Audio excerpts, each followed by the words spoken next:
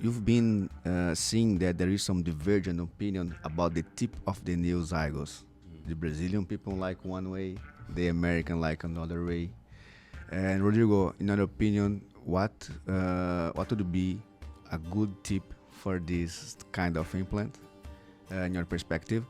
In our class on the Wednesday, I thought about the complications about zygos, and I put my point why I rather prefer a more round tip. And what were your experience in this week with this new design of implant? And you rather prefer the US tip or the Brazilian tip?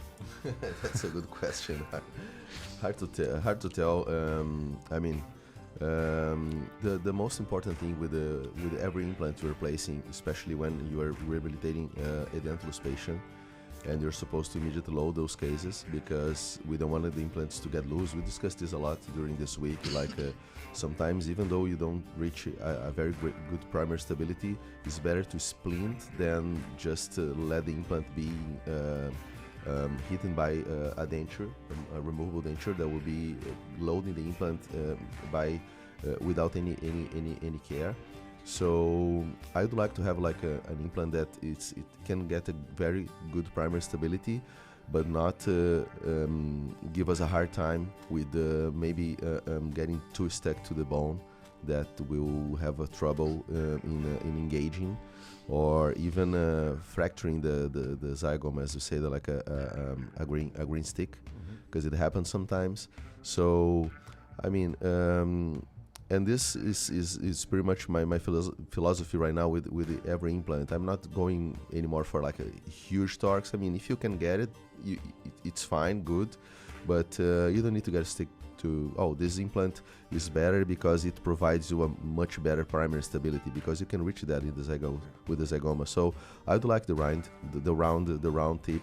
I think it's really nice, and you will be able to engage the zygo easily. So yeah, I think that at the end of the day, both design is fine. Tiny little difference that is more for our perception than the real result for the patients. Sure. And when it comes to connection, we see that in Brazilian, the last design was external hexagon yet, and people had no problem up to now with this kind of connection. But you see that the US people doesn't accept anymore external connection. What are your feeling and perception about the US market concerning these connections in zygo implants? Chris, you want to take that?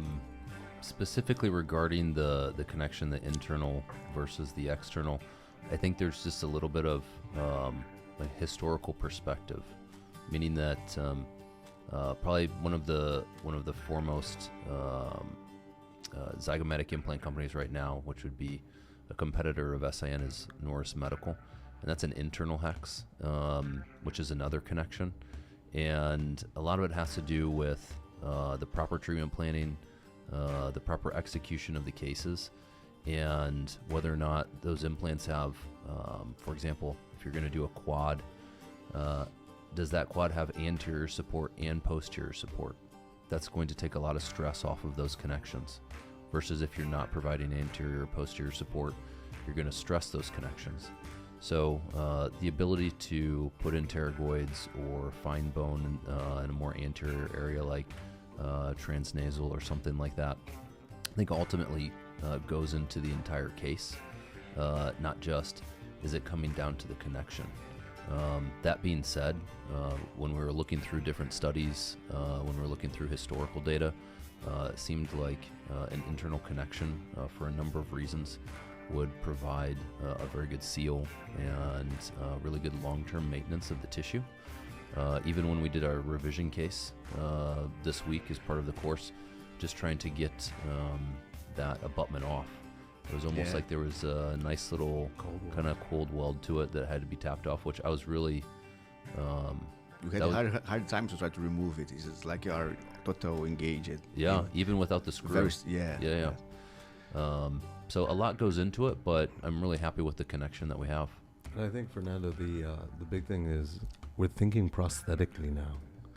Where initially, I think when the zygomatic surgeries were done, it was done out of more necessity of the surgery, but not with the prosthetics being a second thought.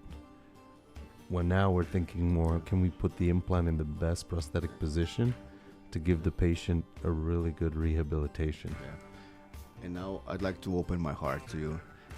This week, what I've seen during this week really changed my mind about Pterigóides implant. I'd like to thank you because you have some great cases of double quad zygos. Then that even though we try to put as best as possible, we need some posterior support to decrease the AP spread. Mm-hmm. And the way you put pterygoid implants, the way you put some 45-degree abutment really makes sense in cases. So here in Brazil, you have a very strong influence of Paulo Maló and Alan Ford technique. And in my perspective, you should avoid to have this like a paradigm in our mind that this is the best way and we're done. We should always be open to new possibilities. And pterygoid implants is a kind of implants that I learned from you, and I like to thank you to bring this to Brazil. We have very few surgeons here in Brazil that perform this kind of technique. And I think it's a toolbox that should be in our practice, because sometimes you could use it. You can offer in a very good prosthetic rehabilitation. For sure. And that was a very interesting kind of thing that I've learned during this week. What inspired me is bring together all the learning opportunity and mix together, create new friends and meet new people, and seeing the world in a different perspective. And I'm very excited to bring all together, and that's my mission. That's what I'm looking for, and that's the reason I'm doing what I'm doing.